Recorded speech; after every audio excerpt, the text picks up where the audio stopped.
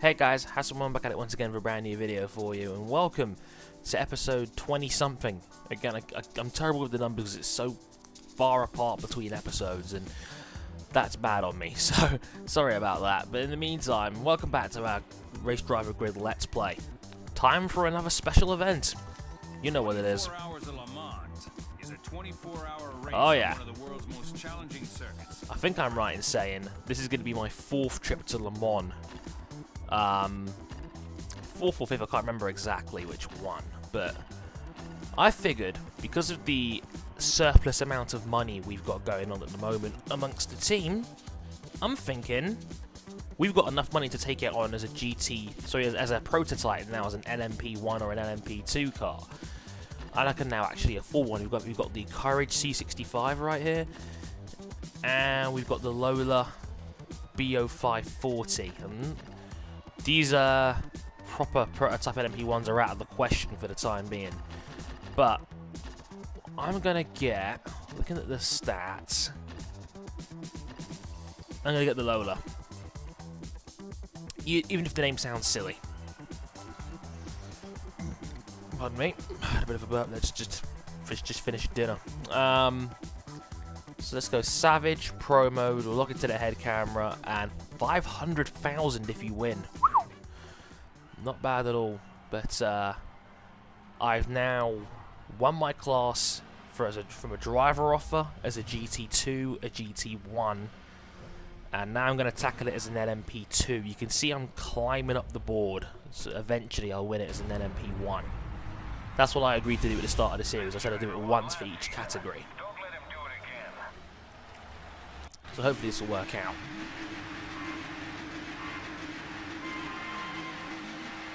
So the LMP1s will steam into the distance. Sort of. I see you in my rear view. You're looking a little funny there.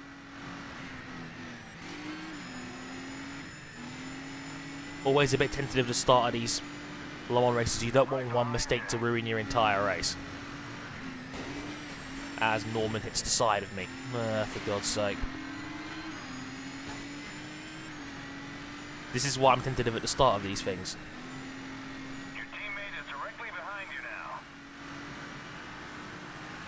But these are, as you've probably already figured out from previous episodes, definitely a cut above the GT cars we were doing earlier. They're not that much faster, to be honest, especially in a straight line, which, let's be honest, at Le Mans you're going to be on full throttle for about 70% of the lap. Also just realised as well, these cars are 4.5-star ratings on the brakes. I shouldn't be braking so early. I'm being a little bit too tentative for my own good here, I think. I really should be going a bit quicker. But like I said, top speed wise, they're only a little bit faster than the GT1 cars I was using earlier on for this playthrough.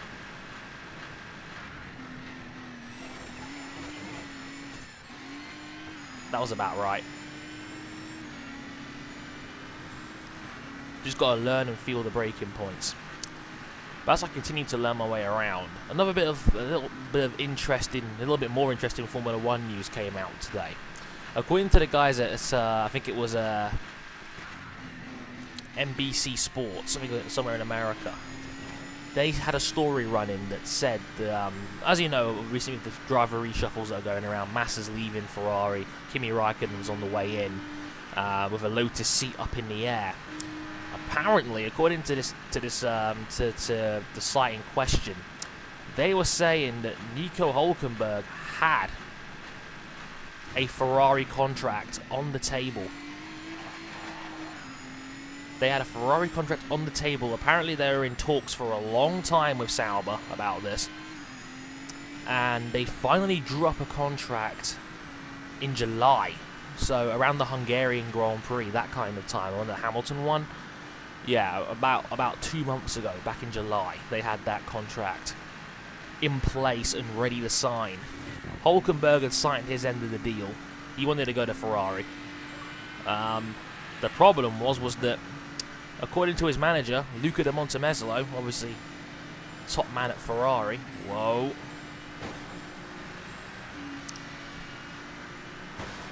Whoa. Got hit there, but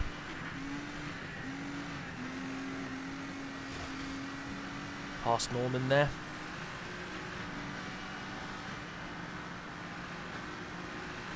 But yeah, as I was saying, according to the site in question, One more place and you'll get in the top 3.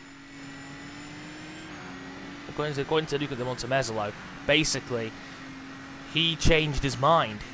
He was the only thing from stopping the deal to go through. Everything else was signed, sealed, and delivered, but Luca changed his mind.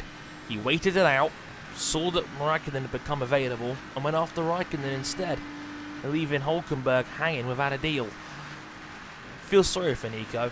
Can't be nice, you know, getting that Sauber into a point-scoring position, which is a bit of a donkey of a car right now. And, you know, you've been dying for a chance at the big time for, what, 3-4 years now? Whoa.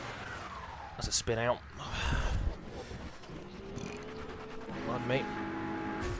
But imagine that waiting, you know, 3-4 years for your shot at the big time, only to be taken away from you due to somebody else. In this case, you know, Luca changing his mind and going after Raikkonen, which, let's be honest, is understandable. You know, there's more question marks over a guy like Nico than there is with Kimi Raikkonen, you know, a former world champion. I'm sure most viewers will understand that. You know, Hulkenberg is a raw talent, but he is also very good. Wow, good braking there. That was just much faster going through the corner. Those two ahead, I just can't chase them down. It's ridiculous. But yeah, it sucks for Nico. It really does. Now he's in a bit of a pickle here because the only other team that's probably going to change drivers around now is Lotus. Oh God, again.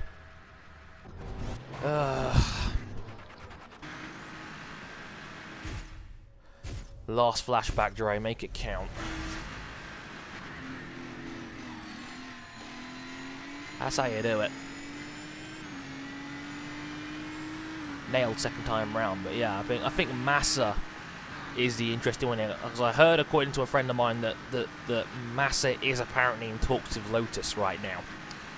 And I have to wonder, is Massa taking a pay cut to join this team?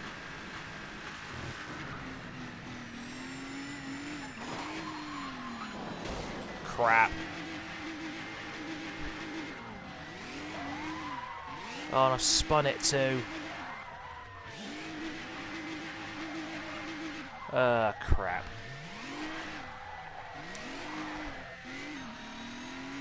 I choked again. This car's not very nice at all, I'm not gonna lie. Its cornering feels very stiff. Not enjoying it. But that driver error was on me. But I really don't like the car. You're halfway through the race. I'm a typical racing driver, always blaming someone else. But, you know, I have to wonder, you know, apparently Lotus has signed a new partnership deal with some big name sponsor, so they shouldn't have any money issues for the time being, which is interesting now. So if that was the case, why didn't you re-sign Kimi? I don't think Kimi Raikkonen ever showed any intention of wanting to leave. So, you know, why not try and re-sign him? And I have to ask as well, is Massa going to be that much cheaper? Massa's been getting 8 years worth of Ferrari money. You think he's going to take a pay cut to go to Lotus?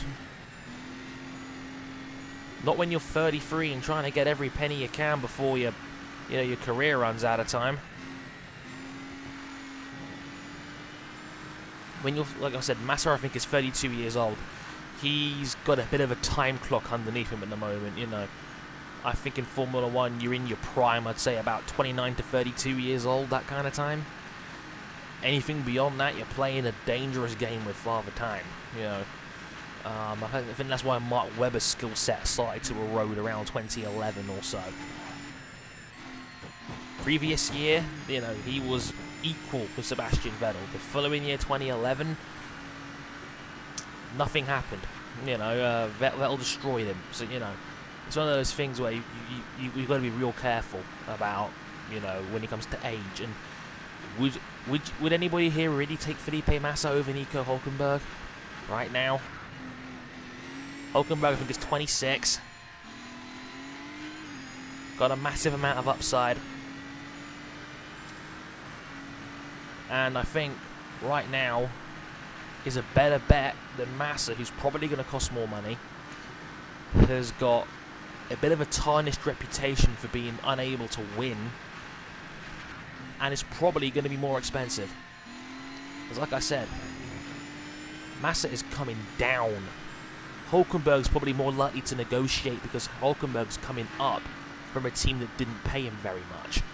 So I don't think it would take as much to please Nico than it would Felipe, who has had, like I said, 8 years of Ferrari money that's been backdated.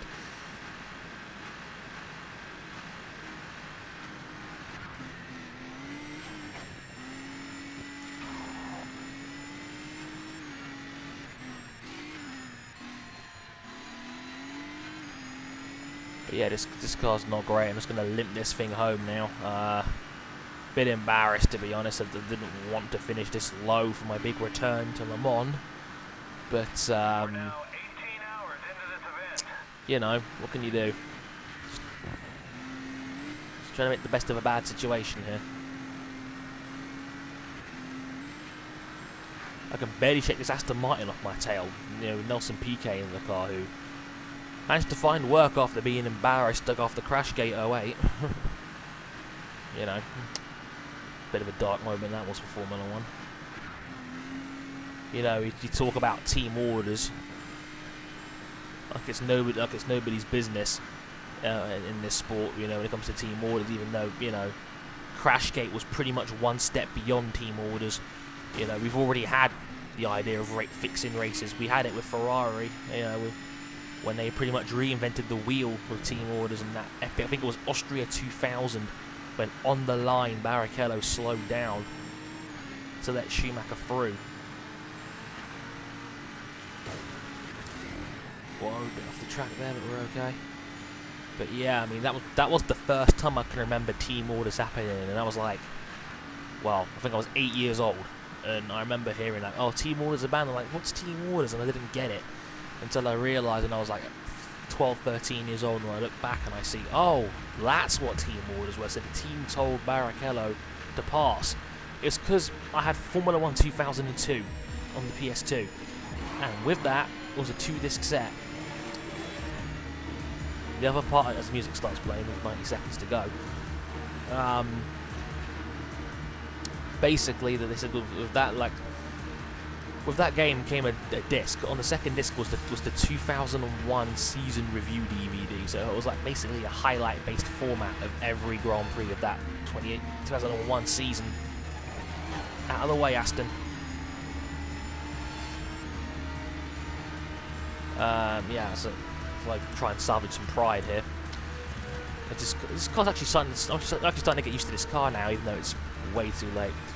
But on that, they had a review of every Grand Prix that season.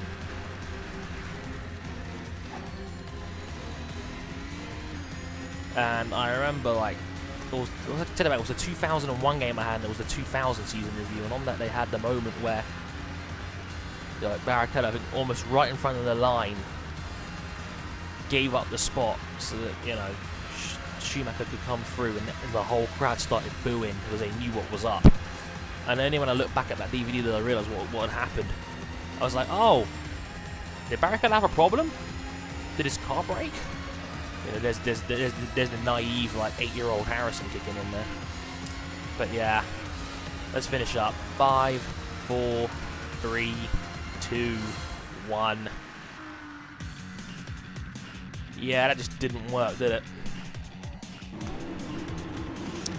It's the fastest lap I ever managed around Le Mans, though, which I guess is a little bit of pride salvaged, but I was beaten by a GT1. I was beaten by Thomas friggin' Enger. God, I know Enger's a great driver and all that, but I should not be getting beaten by a guy in a GT1. Damn. That sucked. Bobby Norman scraping some pride there in 4th, beating Didier Andre there, which isn't a bad result, I suppose. We're about 15 minutes in, so I think we got time for one more, I think. Again, I should really do another grid week. I might do another grid week because it's only a MotoGP, video this week. I'm not really feeling doing any more MotoGP races for the time being, so I might just, do another grid week. So I'll see how I feel. If you guys want to see another grid week, let me know. I don't mind doing one, quite frankly. Maybe not 7, maybe 5 episodes instead. Just so I can get most of the stuff out of the way. Still got to do that bloody drift battle again. Ugh, I'm not keen on that. Downhill drift, midnight toge, drift battle, GT2. That looks like fun. Spikers only by the looks of things. Okie doke, let's do this. Again, this is probably going to be another maybe half-hour or so video, but you guys have never seemed to complain about video length, so I'm totally okay with that.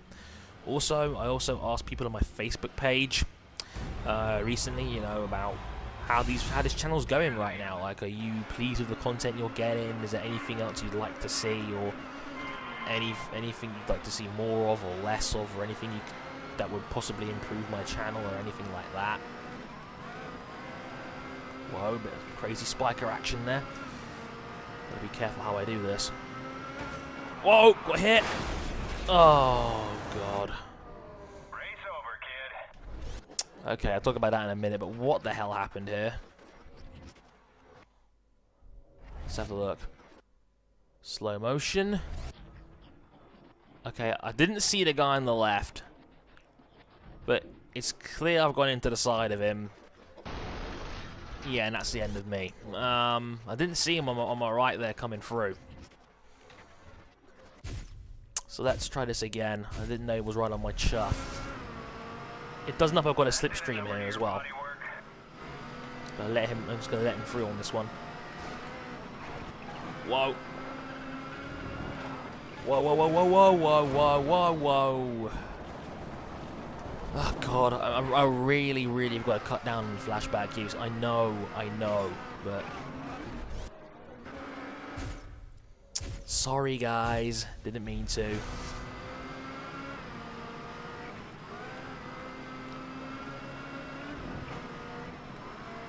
Thing is, if I play on Savage, though, and play without flashbacks and maybe turn pro mode on, if I make one mistake, I have no chance of winning.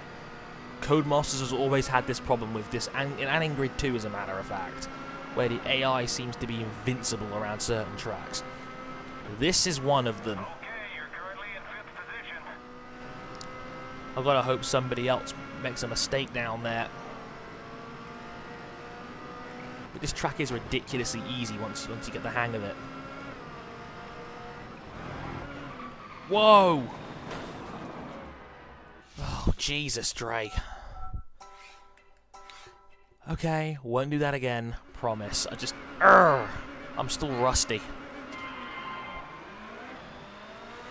Like a rusty hook. Oh, God. Oh, first corner, I damaged the car. Oh, dear.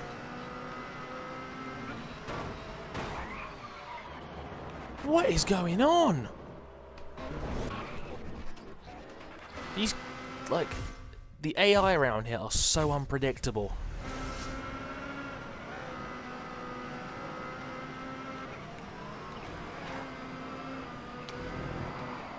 Whoa, whoa, whoa, whoa, whoa, no, no, no. Okay. This is embarrassing now. This has got to stop, Dre. Stop it. Stop failing. And of course I fail.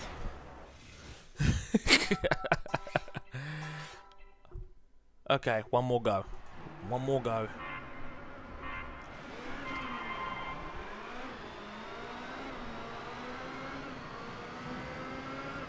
One more go. If I fail it this time, video ends here and I look real stupid.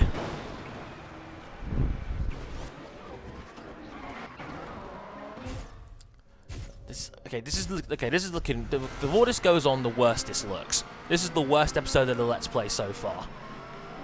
For some reason, me and Spiker are not going to be friends. And this guy's name is Udico RG like that, and he's from Serbia? If that flag is right? That's the most Japanese sounding Serbian I've ever heard. Your car got a little banged up, but it's nothing serious. The AI have no idea where your cars are in relation to them. It's really irritating.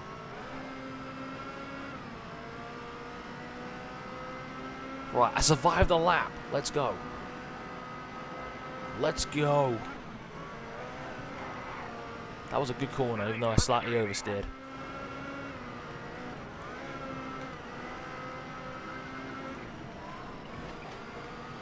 Avoid the curbs, Dre. Avoid the curbs.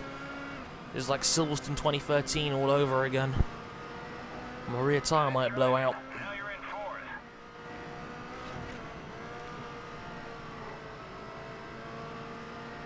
That corner is way faster. The thing is, you can afford to be fast on that corner because the corner like widens out. How did my windscreen just break?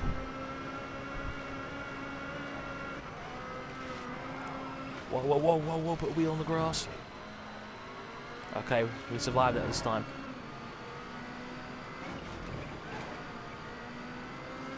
That is bizarre, just like, was the dip in the road big enough?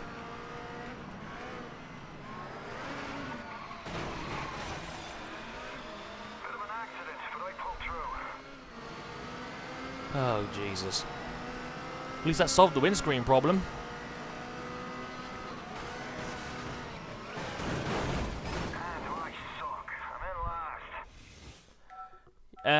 Guys, we're leaving it there. Oh dear, that did not go well. Guys, I think we're gonna have a grid week because I need to get back in touch with this game again. That was embarrassing. I shouldn't be that bad, quite frankly. Maybe, and I will upload it. I'll upload it because I know it'll be entertaining to most people out there. And you'll probably get a kick out of seeing me fail.